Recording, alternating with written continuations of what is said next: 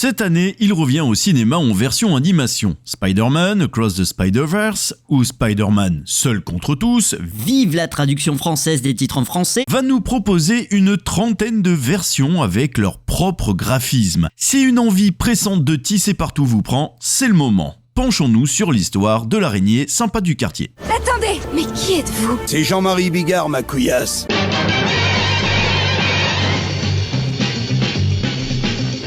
En 1962, l'éditeur et scénariste en chef de Marvel Comics, Stan Lee, cherchait une nouvelle idée de super-héros. Il a décidé de créer Spider-Man. Après avoir observé une araignée grimper sur le mur, Lee a dû convaincre l'éditeur, Martin Goodman, d'inclure Spider-Man dans le dernier numéro de la série Amazing Adult Fantasy, qui a été rebaptisé Amazing Fantasy. Déposez tout de suite le nom. L'année suivante, Spider-Man aura son propre comic book, The Amazing Spider-Man. Mais c'est un scoop! La version française des aventures de Spider-Man a été publiée en 1969 dans la revue Fantasque et à partir de 1971 dans Strange par les éditions Lug. À l'époque, le super-héros de Marvel était plus communément appelé l'homme araignée ou tout simplement l'araignée. C'est toi le mec araignée de YouTube? Faut m'appeler Spider-Man! Ok, Spider-Man!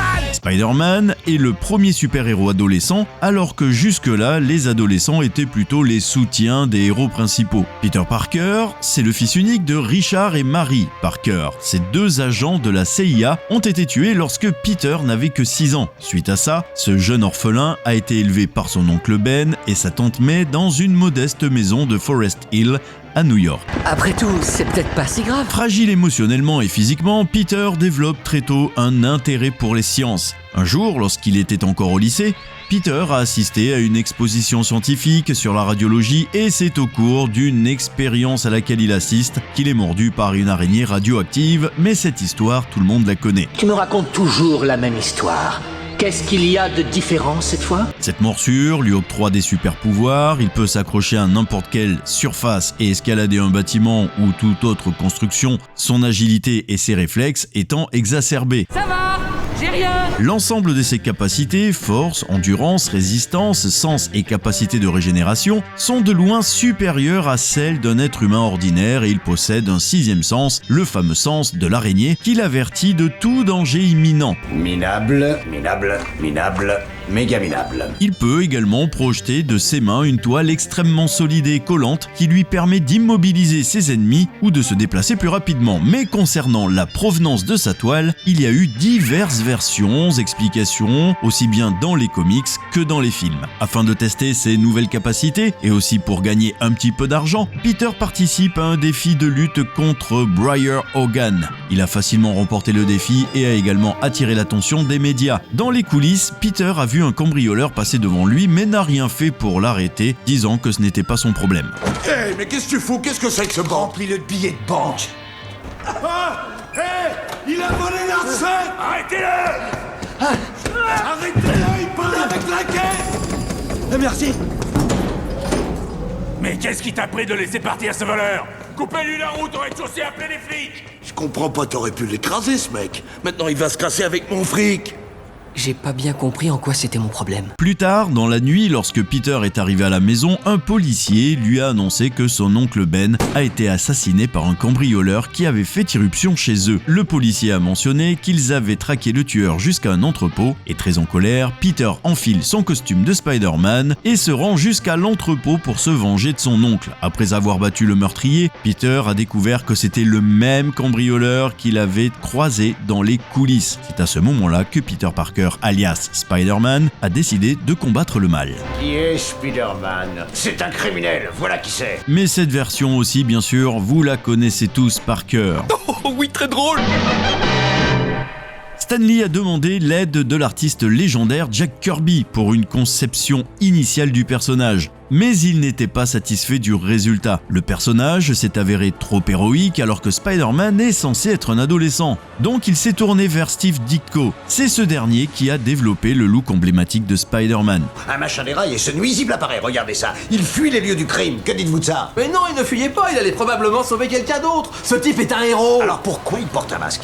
Depuis la création du personnage, les auteurs de comics se sont amusés à en penser des variations. Ils ont parfois modifié le genre ou encore la couleur de peau du super-héros pour créer de nouveaux héros devant faire face à des épreuves qui leur sont propres. Un mercenaire, un ennemi public. Qu'est-ce que cette fricouille fait sur ma une? Le Spider-Man original, Peter Parker, est le personnage le plus populaire de Marvel. Non seulement il a lancé l'âge de la bande dessinée Marvel, mais sa popularité a également permis à la production de créer certains des super-vilains les plus importants de l'histoire de la bande dessinée. Spider-Man va affronter au fil de ses aventures un grand nombre de super-vilains qui ont souvent en commun avec l'homme araignée d'avoir subi des accidents scientifiques. Le Docteur Octopus, Venom, le Bouffon Vert sont considérés comme les 3 plus dangereux, mais la liste de tous les vilains est longue. Il y a l'Homme Sable, Mysterio, le Lézard, le Caméléon, le Super Bouffon, Carnage, McGargan, Inconnu au bataillon. le Rhino, le Vautour, Hydroman, Connais pas non plus. Shocker et Kraven, qui sort d'ailleurs au cinéma en octobre, avec dans le rôle titre Aaron Taylor Johnson, déjà connu dans son rôle de Kick-Ass et de Vif Argent aux côtés des Avengers. Oui, c'était lui qui jouait le frère de Wanda. En fait, Spider-Man est le prototype sur lequel tous les autres super-héros sont modelés. L'histoire de Peter Parker se différencie par ses problèmes quotidiens. En fait, alors que les autres super-héros menaient une vie de luxe insouciante, Peter était un adolescent qui luttait pour aider sa tante May à payer les factures. S'il ne veut pas être populaire, je me charge de le rendre impopulaire. Mais un jour, une entité extraterrestre est venue sur Terre pour rechercher un hôte. Et ça tombe sur qui ? Sur Peter Parker. Et c'est à ce moment-là qu'il a accepté le symbiote. De ce fait, il est devenu symbiote Spider-Man. En conséquence, ses capacités déjà impressionnantes ont été renforcées. Mais en contrepartie, Peter est devenu plus agressif envers ses amis et ses ennemis. Suite à ça, Peter a fait des recherches et a découvert que le symbiote ne supporte pas les bruits extrêmes. Spider-Man se rend donc dans une église et au son de la cloche, le symbiote s'éloigne de Peter et cherche un nouvel hôte. Ce nouvel hôte s'est avéré être Eddie Brock. Toujours la même histoire. Puis il y a eu Miles Morales. Semblable à la version originale, il est également doté d'une force, d'une vitesse et d'une durabilité surhumaine. À part ça, Miles Morales est également capable d'émettre un choc électrique, d'être invisible, et il est apparu pour la première fois en exclusivité dans le comic book Ultimate Comics Fallout 4 en août 2011. Les petits, la rue n'est pas une cour de récréation. Miles Morales, c'est un ado de 15 ans rendant visite à son oncle Aaron Davis et se trouve mordu par une araignée biologiquement modifiée venant de chez Oscorp. Qu'il avait d'ailleurs cambriolé la veille. Il obtient donc ses pouvoirs de la même façon que Peter Parker et décide de devenir le nouveau Spider-Man à la suite de la mort de celui-ci 11 mois plus tôt, donc à la base, ils n'ont jamais collaboré ensemble. Dégagez-moi la une, mettez cette photo à la place. Spider-Man, héros ou menace, photo exclusive du quotidien. Mais il y a aussi des versions féminines. Spider-Woman, qui est bien différente du premier Spider-Man et de tous les personnages. En fait, plutôt que de se coller au mur et de se balancer sur des toiles, elle glisse dans les airs et elle est capable de manipuler les phéromones de ses adversaires. Bien que cette bande dessinée ait été créée en 77, il a fallu des décennies pour que sa popularité atteigne un certain niveau. Mais ça, c'est une version moderne. Et tous ceux qui ont râlé en voyant la bande-annonce de Spider-Man Across the Spider-Verse, car Spider-Woman est afro et non blanche, comme dans les comics actuels, eh bien sachez qu'à la base, c'est la toute première super-héroïne afro chez Marvel. C'était une bibliothécaire d'origine afro qui s'appelait Valérie. La première apparition de Valérie remonte à 74 dans le numéro 6 de Spidey Super Stories, une bande dessinée promotionnelle produite par Marvel et la série télé de PBS, de Electric Company, où elle a aidé Spider-Man à vaincre un rat de bibliothèque qui détruisait des livres. Ok. Suite à cette expérience et en voyant Spider-Man affronter des méchants de plus haut calibre, Valérie a voulu devenir elle-même une héroïne. L'opportunité s'est littéralement présentée à elle dans le numéro 11 sous la forme d'un costume qui était suspendu à une toile au-dessus de laquelle elle réfléchissait. Sachant qu'elle ne possédait pas de super pouvoir, Valérie a attaché des ventouses aux mains et aux pieds de la combinaison pour lui permettre d'escalader les murs. Spider-Man est tombé sur la nouvelle autoproclamée Spider-Woman qui s'entraînait à ramper sur les murs alors qu'il cherchait son costume manquant. Bah oui, c'est elle qui le portait finalement. C'est bien celui qu'elle avait trouvé. Désireuse d'être un héros, Valérie convainc Peter que 2 Spider People valent mieux qu'un, ce qu'il accepte et offre son aide si elle en a besoin. Il a quand même sauvé 6 personnes dans ce métro. Ça devait être lui le responsable de l'accident. Immédiatement après, la Spider-Woman originale prend goût à l'action, Spider-Man est prise au piège par le vautour, mais est sauvée par la nouvelle héroïne qui passe à l'action avec ses lanceurs de toile. Puis elle libère Peter et les deux battent le vautour avec facilité. Voici celui qui a remplacé Mysterio. Le vautour, il est beau. Valérie la bibliothécaire a eu un court passage en tant que Spider-Woman, mais elle a été la première héroïne noire des Marvel Comics. Black Panther a fait ses débuts, lui, en 66, et seuls quelques super-héros noirs ont été introduits entre cette date et les débuts de l'héroïne Valérie. En raison du mouvement des droits civiques, Stan Lee aurait hésité à publier des super-héros noirs dans les années 60, bien qu'il souhaitait créer des personnages aux origines différentes. Voici mon rapport pour ce soir. J'ai eu un braqueur de vélo, j'ai pas trouvé le propriétaire, j'ai laissé un mot, j'ai pu aider une vieille dominicaine perdue. Elle était trop sympa, elle m'a offert des churros. C'est juste que je sens que je pourrais faire plus. Il y aurait moyen de savoir quand sera ma prochaine vraie mission ? Bon bah, rappelez-moi, c'était Peter Parker. Pour revenir sur les autres versions de Peter, il y a aussi eu Scarlet Spider, Ben Reilly, qui est un clone du Spider-Man original. En tant que clone, il dispose des mêmes pouvoirs que Peter Parker. En fait, Scarlet Spider a été créé par le Chacal afin de battre le vrai Spider-Man. Mais les choses ont dégénéré et au lieu de combattre Peter Parker, Ben Reilly est devenu son allié et ont développé une forte amitié. Après que Peter Parker ait renoncé à être Spider-Man, Ben a repris sa place, seulement pour une courte durée. Lors d'un affrontement, Ben s'est sacrifié pour que Peter vive et redevienne Spider-Man. Un de mes préférés, c'est le Spider-Man noir. Tout comme Peter Parker, Spider-Man noir peut aussi se coller au mur, possède des précognitions et dispose des facultés surhumaines. La seule différence, c'est qu'il utilise des flingues pour combattre ses ennemis. Dans ce contexte, son arme de choix, c'est une paire de pistolets de calibre 45 et en 2008, le scénariste français Fabrice Sapolsky, fondateur du magazine Comic Box, crée une version alternative de Spider-Man dont l'histoire commence en décembre 1932 pendant la Grande Dépression. Peter Parker vit ainsi dans un New York rongé par la corruption et son oncle Ben est encore une fois assassiné sur ordre du bouffon, cette fois-ci, et dans des conditions horribles. Il est même dévoré vivant par le vautour qui est ici une bête de foire cannibale. L'homme araignée et le bouffon vert. Le bouffon vert, ça vous plaît ? J'ai trouvé ça tout seul. Tous ces tarés doivent avoir un nom à présent. Le jeune homme obtient ses pouvoirs arachnéens alors qu'il épie les exécuteurs et Kraven le chasseur dans un trafic d'antiquités. Une statue vaudou se brise en tombant, libérant de nombreuses araignées et l'une d'entre elles le mord, provoquant une vision dans laquelle une entité mystique lui apparaît en déclarant lui conférer des pouvoirs. Il ne tarde pas à se forger l'identité masquée du Spider-Man et parvient à faire tomber Osborn.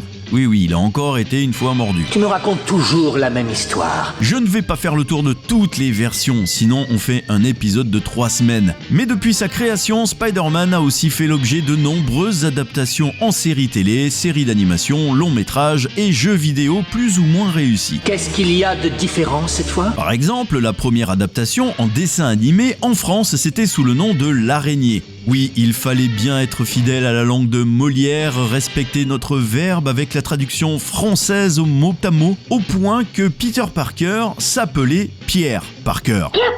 Ce qui m'a toujours fait rire. Oh oui, très drôle. Lors de la première saison du dessin animé, ça reprend les méchants présents dans la BD, le Docteur Octopus, le Bouffon Vert, mais des nouveaux ennemis de l'araignée sont inventés pour la série, tels que Parafino, Ouais, mais il y a aussi le Docteur Magneto, mais ça me dit quelque chose. ou le Docteur Pétrolhomme. Limite, c'est du Harry Potter le nom. Peut-être qu'au lieu de renifler des truffes, il renifle du pétrole. Je ne sais pas. Les saisons suivantes comporteront uniquement des méchants inédits dans la bande dessinée, la plupart du temps, à de très rares exceptions près. Lorsque ce n'est pas le cas, les méchants, quand ils reviennent dans la saison 3, n'apparaîtront que dans des épisodes de montage. Par exemple, l'épisode Les Reptiles de Connors est en fait un remontage de l'épisode 2 de la saison 1 dans le domaine des Caïmans, avec quelques coupures et des nouveaux dialogues pour faire croire à un nouvel épisode inédit. Ah bah bravo. Mais même si vous n'avez jamais vu cette série animée, l'air du générique, vous le connaissez, car il est encore utilisé aujourd'hui. Il est adapté, il est remodelé, bref, il est indissociable de Spidey. L'araignée, elle connaît bien le singulier. Dans sa toile, il attend d'attraper les brigands. En garde, car l'araignée est là. Et c'est de ce dessin animé que vient le célèbre mème des deux Spider-Man qui se pointent du doigt et à qui on rend hommage dans le dernier No Way Home. C'est tiré de l'épisode 19 de la série Spider-Man de 67 sorti le 18 janvier 68. Double Identity, ça s'appelle. Dans cet épisode, Charles Cameo, voleur d'objets d'art, commet des vols déguisés en Spider-Man. Les deux se rencontrent et se pointent du doigt en s'accusant respectivement d'être un imposteur. Une autre adaptation télé est légendaire, même si en France, nous n'avons pas eu droit à la diffusion. C'est le fameux Tokusatsu. Une série télévisée japonaise en 41 épisodes de 25 minutes, diffusée entre le 17 mai 78 et le 14 mars 79 sur TV Tokyo. $200 pour l'ensemble. Ça me paraît un peu faible. L'histoire, les origines changent. Ah bah c'est pas trop tôt. Un jeune motard nommé Takuya Yamashiro reçoit un jour un bracelet contenant de l'ADN d'araignée. Ce même bracelet lui permet de revêtir le costume de Spider-Man et d'acquérir les pouvoirs d'une araignée. L'homme qui lui a donné le bracelet lui révèle également que sa mission est de protéger la Terre du groupe de la Croix d'Acier dirigé par le professeur Monster. Oui, je sais.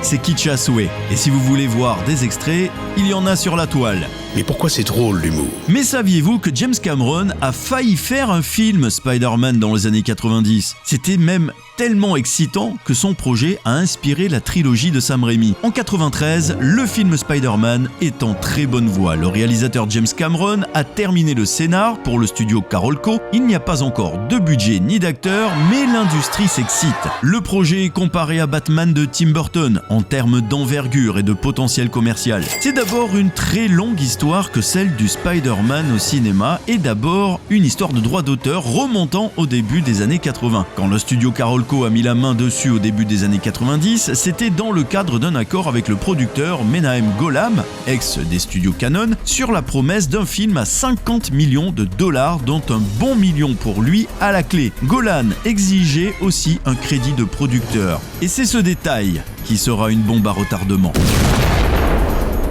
Mais James Cameron avait aussi ses exigences. Parmi elles, un salaire de 3 millions et un droit de regard sur tous les gens impliqués. Pour une raison ou une autre, le réalisateur ne voulait pas que le nom de Menahem Golan apparaisse au générique. Résultat, le producteur, vexé, a attaqué Carolco en justice en 93, alors que le projet décollait pour de bon. C'était le dernier clou dans le cercueil. Le deuxième, c'est la santé financière de Carolco au bord de la faillite. Le studio a tenté d'éviter la noyade en revendant les droits de Spider-Man à la MGM. Une situation qui a ouvert les portes de l'enfer puisque toutes les personnes liées aux droits du héros depuis des années sont sorties du bois avec leurs avocats. Carolco a attaqué Viacom et TriStar pour les droits de télé et vidéo de Spider-Man, qui à leur tour sont tombés sur Carolco, mais également Marvel et la 21st Century Film, où officiait alors Menahem Golan. Mais Pathé, qui détenait alors la MGM, a sorti la mitraillette pour attaquer à peu près tout le monde. Un an après, c'était un champ de ruines. La moitié des boîtes avaient déposé le bilan. Oh non, c'est dommage. James Cameron a tenté de sauver l'affaire en allant voir la Fox pour les convaincre de racheter les droits, mais le cas Spider-Man était un enfer à démêler, notamment avec Sony qui s'accrochait aux droits et à la Fox qui ne voulait pas se lancer dans une telle bataille. Je te crains pas, Spider-Man. Bientôt, je serai beaucoup plus puissant qu'aucun homme sur Terre. C'est comme ça, c'est la vie. En parallèle de cette tempête qui devait faire frétiller la moitié des cabinets d'avocats de Los Angeles, James Cameron rêvait très fort de son film. En une 50aine de pages, il avait établi les grandes lignes de son Spider-Man légèrement différent de celui des comics. Peter Parker gagnait ainsi ses pouvoirs suite à une sortie scolaire pour étudier des mouches génétiquement modifiées. L'une d'entre elles se retrouvait dans la toile d'une araignée qui finissait par la manger puis mordre l'adolescent. C'est un bordel. Oui, cette fois-ci on contourne un petit peu. Mais le détail de taille qui a marqué les esprits et la nature des toiles tissées par Peter dans les comics, le héros utilise des lance-toiles. James Cameron, lui, décide qu'il les lancerait de ses poignets. En réalité, l'idée venait du scénario de Leslie Stevens pour une version horrifique complètement barrée. Et le fait qu'il les lance directement des poignets, ça ne vous dit rien ? Ah ouais, mec, Le héros décidait toutefois de camoufler sa nature avec de faux lance-toiles pour ne pas être vu comme un monstre. Une idée lourde de sens pour un film sur l'adolescence et qui sera plus tard réutilisée par Sam Raimi. Ouais, comme par hasard. Peter vivait une transformation plus lente et étrange, hanté par des rêves fiévreux, témoin des métamorphoses progressives de son corps. Il se réveillait dans des endroits absurdes, notamment accroché la tête à l'envers à un poteau et au sommet d'un pont, en caleçon. Conscient de sa nature mi-fantastique, mi-monstrueuse, il décidait de se transformer en attraction sous l'identité de Spider-Man pour gagner de l'argent dans les rues et à la télévision. Mais il décide également de mentir sur ses toiles organiques en faisant croire qu'elles étaient créées par des lance-toiles. D'un côté, l'adolescent parvenait à créer un alter ego populaire fort admiré, de l'autre, il avait peur d'être perçu comme une créature de fête foraine. Parlons de sa romance avec Mary Jane. Créée grâce à un travail à l'école sur les araignées, elle était bien évidemment centrale, avec quelques petites touches plus matures.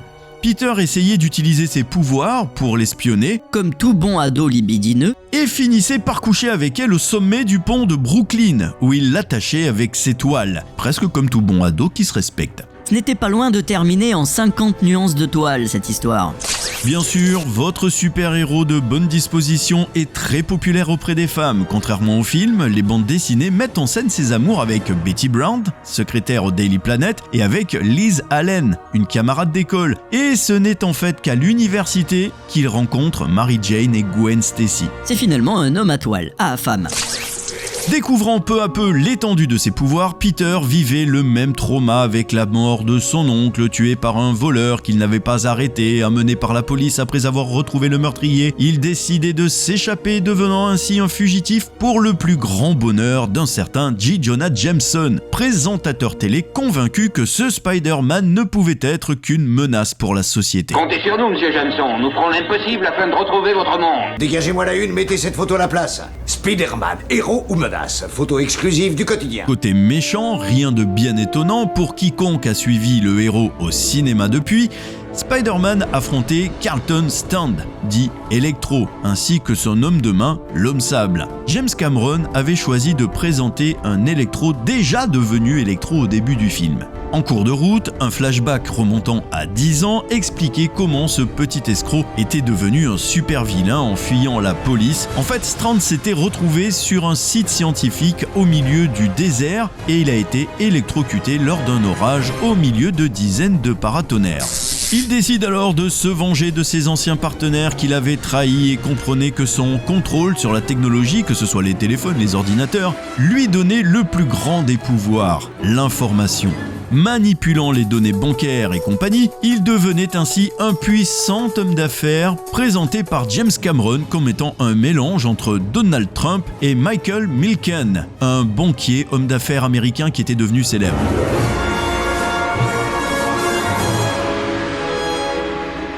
Avec quand même un prix à payer. À cause de ses pouvoirs, Strand ne pouvait plus avoir aucun contact humain, notamment avec sa femme, Cordelia. Il lui suffisait d'embrasser quelqu'un pour provoquer une petite crise cardiaque et éventuellement réanimer son cœur, mais seulement si l'envie était là. Apprenant l'existence de Spider-Man, Strand essayait d'abord de le recruter pour rejoindre sa bande de super-vilains. Et malgré la tentation d'une grosse somme d'argent pouvant aider Tante May, Peter a refusé. Légèrement agacé, Electro décidait de ruiner sa réputation de héros en mettant en scène de faux et méchants Spider-Man dans la ville et en payant grassement Jameson pour inonder les JT avec les images. Au fur et à mesure, Strand perdait les pédales, allant jusqu'à tuer Cordelia pour que Spider-Man soit accusé du meurtre. Il kidnappait évidemment Mary Jane pour piéger Spider-Man et les deux s'affrontaient au sommet du World Trade Center, où Peter sauvait in extremis, évidemment, Mary Jane. Comme par hasard, Electro était finalement tué dans le combat, durant lequel Peter retirait son masque. coucou, c'est moi. Oh merde. À la fin de la bataille, à l'aube, le tisseur décidait de littéralement lâcher dans les airs la fortune de Strand qui tombait dans les rues de New York. Un autre petit point commun avec le film de Sam Raimi, à la fin, Mary Jane embrassait Peter et sentait quelque chose de familier dans ce baiser. Néanmoins, c'était bien plus explicite et assumé chez James Cameron, puisque Peter lui dévoilait clairement son identité de Spider-Man. Puis il humiliait Flash devant toute l'école et l'histoire se terminait sur l'annonce de la vie après le lycée avec Spider-Man veillant sur la ville.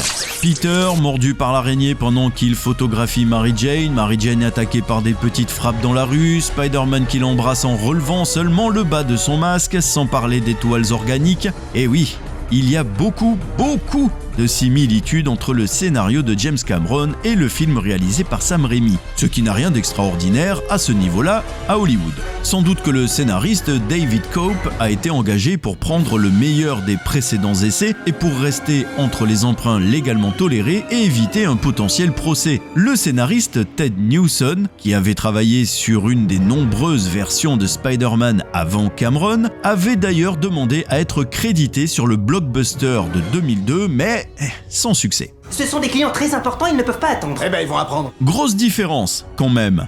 James Cameron imaginait un Spider-Man plus adulte avec notamment des répliques pas très douces, du genre « I'll kill you, motherfuckers » ou « You goddamn busters ». Je vous laisse traduire, et bien sûr, ces phrases seront totalement évacuées par la suite pour arriver à un spectacle bien plus familial.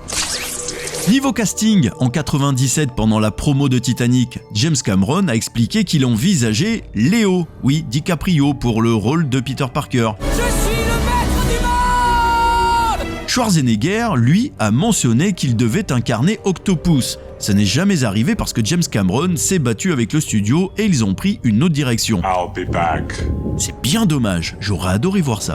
Octopus, c'était juste le temps d'une apparition, afin de préparer la suite, car James Cameron avait toujours eu en tête une saga. En même temps, l'idée semble logique. Malheureusement, au final, le film de Spider-Man n'allait nulle part, ce qui est bien dommage. J'aurais adoré voir la version de Cameron. Oh non, c'est dommage. Même le grand maître, Stan Lee, avait validé le projet de A à Z. Oh merde! Oh, c'est con ça! Puis, le 3 mai 2002, un tisseur vadrouillant dans les rues de New York débarquait dans les salles américaines. Spider-Man ne savait pas encore qu'il allait révolutionner l'industrie du cinéma et le 7e art dans son ensemble. Car sans lui, sans Sam Raimi, sans Sony Pictures, il n'y aurait probablement pas eu de Marvel Universe aujourd'hui. Il n'y aurait pas eu non plus de trilogie Dark Knight ou même de Justice League. Évidemment, Spider-Man n'a pas inventé le genre. Avant lui, les super-héros avaient déjà connu le succès au cinéma, que ce soit avec la franchise Superman des années 70-80 ou celle de Batman des années 90, stoppée net d'ailleurs par le légendaire Batman et Robin en 97, si bien qu'à la fin de la décennie 90, aucun studio majeur ne prenait au sérieux l'idée de refaire des films avec des Vengeurs en collant, et les problèmes de droit incroyablement compliqués entravaient largement la chose. Mais le genre, de toute façon, n'intéressait plus grand monde.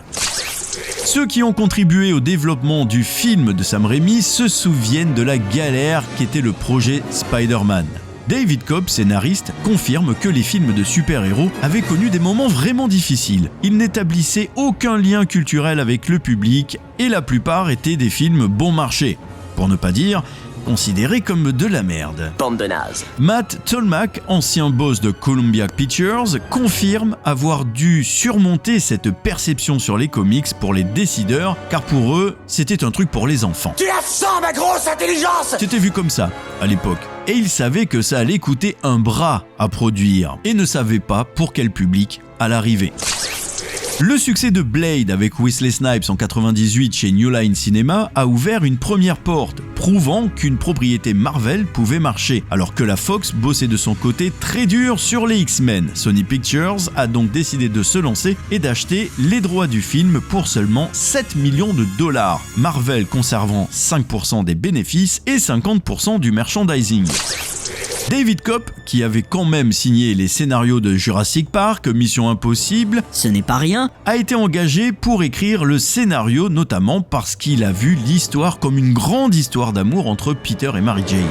Pour mettre en image les idées de Koepp, Sony et Marvel sont donc partis en mission pour trouver le réal parfait. Amy Pascal, la productrice, avait rencontré Tim Burton qui avait répondu qu'il se sentait plus proche des comics d'ici. En même temps, c'est plus sombre. Sam Raimi, quant à lui, n'était même pas dans la shortlist, même pas une éventualité, mais le réalisateur d'Evil Dead a su défendre sa cause, expliquant avoir été depuis l'enfance un fan du tisseur, un gamin à la marge qui s'est toujours identifié à Peter Parker, et comme quoi il ne venait pas pour l'argent, il leur annonce qu'il avait un vrai besoin viscéral de le faire. Et pas n'importe comment, pas question de prendre toute cette histoire de super-héros par-dessus la jambe. Il fallait rester premier degré. Il a tenu à s'assurer qu'il n'allait pas faire un sketch pour le public. Pour lui, pas de blague. Et Sam Raimi insiste bien là-dessus. Il n'a jamais voulu avoir une quelconque distance avec la source d'origine. Il voulait qu'on y croie pleinement et partager un vrai drame avec le public. Une vision de l'adaptation qui rejoignait celle de David Koepp, qui n'a jamais voulu écrire quelque chose qui soit un simple clin d'œil aux fans ou qui soit trop conscient de ce qu'il est. C'est un vrai drama de lycée Spider-Man. Ces personnages ont des sentiments vraiment puissants, aussi réalistes que possible. En gardant son héros chevillé au monde réel et en abordant l'histoire sans le moindre cynisme, les producteurs, le scénariste et le réalisateur ont ainsi monté un Spider-Man en connexion avec le public. Si on trouve des photos de Julia Roberts en string, on peut bien trouver les photos de ce rigolo. Un vaste public puisque le film a battu des records au box-office, devenant le premier à franchir la barre des 100 millions de dollars lors de son week-end d'ouverture. Il a cumulé en tout 825 millions de dollars à l'arrivée dans le monde et plus de 6,4 millions d'entrées en France. Et ironie du calendrier, alors que le premier film Spider-Man a soufflé ses 20 bougies l'an dernier, Sam Raimi a fait son retour chez Marvel, mais avec Doctor Strange 2. Tu peux parcourir le multivers. Ouais. Prouve-le. Règle numéro 1 des voyages multiversels. Tout est nouveau, on ne sait rien. Puis, comme vous le savez, double reboot derrière Spider-Man, un premier avec les deux Amazing, avec Andrew Garfield qui tisse à son tour partout dans les rues de New York. Tu sais, à l'avenir, si t'as l'intention de voler des voitures, te déguise pas en voleur de voitures. Et t'es qui, toi? T'es un flic? T'es sérieux? Tu crois vraiment que je suis un flic? Un flic en combi moulante rouge et bleu? Non, là j'avoue, franchement, t'as l'esprit d'analyse d'un type qui a fait de longues études. Je m'attendais plus à être pris pour un pilote de bobsleigh. Ah ouais, j'ai bien vu ça, j'ai bien vu. Utilise la fenêtre, sors par la fenêtre. Vas-y, bravo, t'as réussi. Et le second reboot avec la version Tom Holland chez Marvel. Rends-moi le cube. Oh punaise, je suis mort. Tu n'es pas mort, j'ai simplement séparé ton corps astral de ton corps physique. Mon corps physique? Quoi? C'est un truc de malade. C'est le top de tous les trucs hyper cool que j'ai fait dans ma vie, mais refaites jamais ça. C'est d'ailleurs dans cette version que l'on se penche un peu et pour la première fois dans le passé des parents de Peter. Personne ne sait exactement ce qui est arrivé à ses parents. Bien qu'il ait été révélé qu'ils étaient à la fois des agents du Shield impliqués dans le sauvetage de Wolverine, peu d'informations sont fournies par Marvel, ce qui semble être très approprié car il veut que cela soit un secret hautement gardé. Au final, beaucoup d'adaptations existent, plus ou moins réussies, et en tant que grand fan, Michael Jackson désirait lui aussi désespérément le rôle de Spider-Man, mais ça ne lui a jamais été accordé. Lorsque Marvel a eu des problèmes financiers dans les années 90, il a tenté sa chance et a essayé d'acheter la franchise. Imaginez un Spider-Man qui se balade dans la rue en criant... Ça ferait bizarre, non? Et une bonne nouvelle, Spider-Man Across the Spider-Verse, toujours tournant autour de Miles Morales et ses variants, débarque cette année au cinéma au mois de mai. Mais ce ne sera que la partie 1, car Spider-Man Beyond the Spider-Verse, la suite, ce sera pour 2024. Je ne sais pas de quoi il s'agit, mais je vais prendre quelques photos pour ce bon vieux Jonathan Jameson. Ah, au fait... Petite question d'orthographe. Si vous vous posez la question pourquoi Spider-Man s'écrit en 2 mots, la raison est toute simple. Stan Lee voulait éviter toute confusion avec Superman de DC Comics et qui était très populaire à l'époque. Ah d'accord, ouais. Ce qui est très étrange aussi dans les histoires de Spidey, c'est les annonces de services publics qui ne sont pas rares dans la bande dessinée et créent généralement des histoires assez savoureuses. L'une des plus étranges concernait une mise en garde sur la grossesse chez les adolescentes. Avec sa propre vie sentimentale et complexe, Spider-Man n'était sans doute pas le meilleur défenseur de l'abstinence, mais il sauve pourtant le monde de Prodigy. C'est un extraterrestre dont le complot diabolique consiste à amener les adolescentes à faire des enfants afin qu'il puisse les voler et les ramener sur sa planète. Ça a l'air bizarre comme histoire, mais ça a bien été écrit.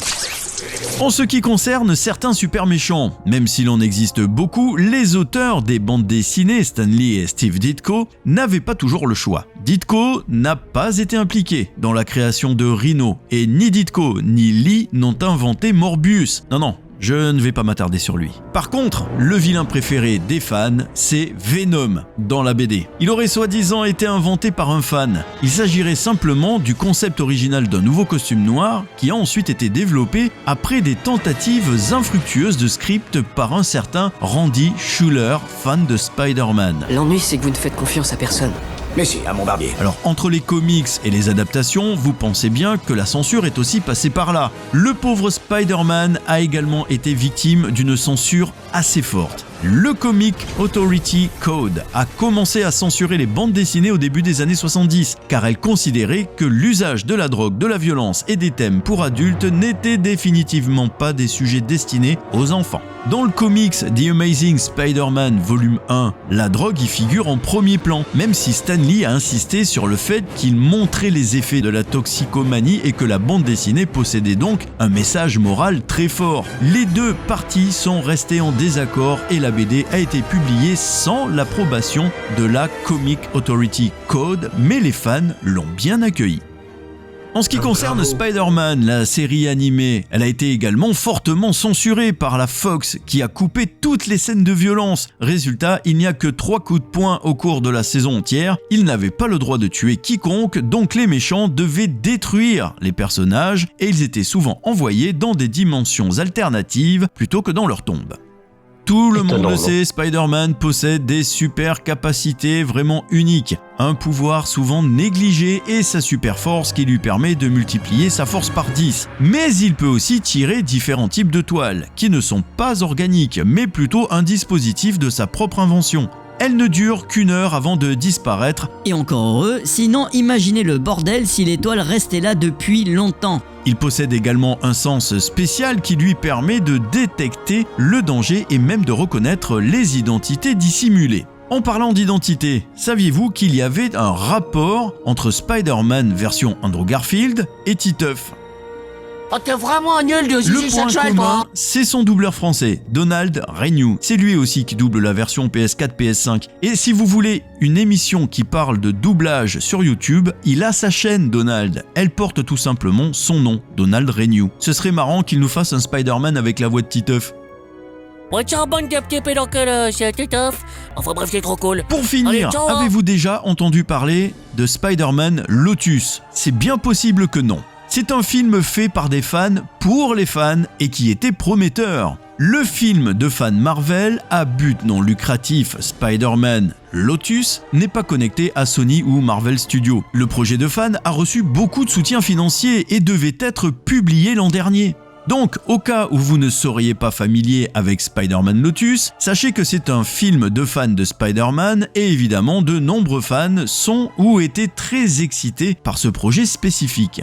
D'après différentes choses, telles que les castings, le costume, la bande-annonce ou tout le reste que l'on a pu voir sur internet, beaucoup de gens en ont parlé et c'est quelque chose que beaucoup de fans ont soutenu et ce qui s'est passé récemment, c'est une polémique qui l'a frappé.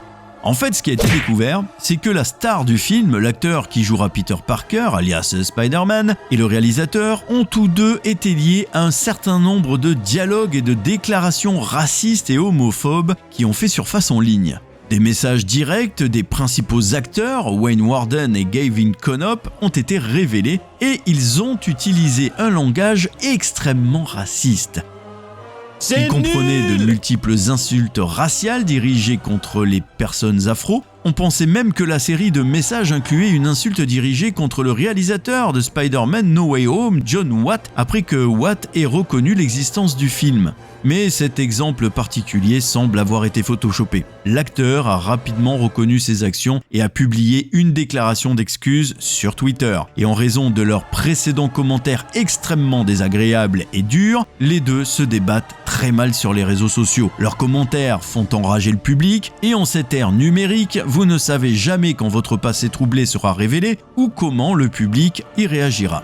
L'acteur en herbe a affirmé que son éducation conservatrice et religieuse était à blâmer pour son utilisation d'épithètes raciales et homophobes.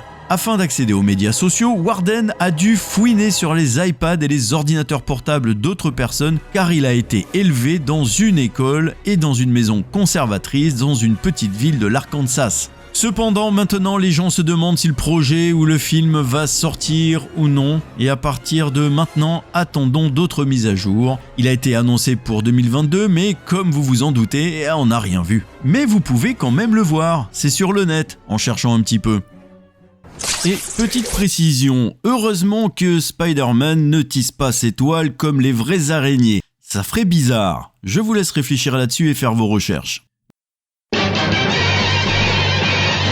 Donc voilà, je pense avoir fait le tour, j'espère que de tisser ensemble vous a fait du bien, que vous en savez un petit peu plus sur l'araignée sympa du quartier, et surtout n'oubliez pas... Un grand pouvoir implique de grandes responsabilités. Merci d'avoir écouté ce nouvel épisode de Pop Stories, j'espère qu'il vous a plu. N'hésitez pas à faire un tour dans la playlist, il y a d'autres épisodes qui vous attendent.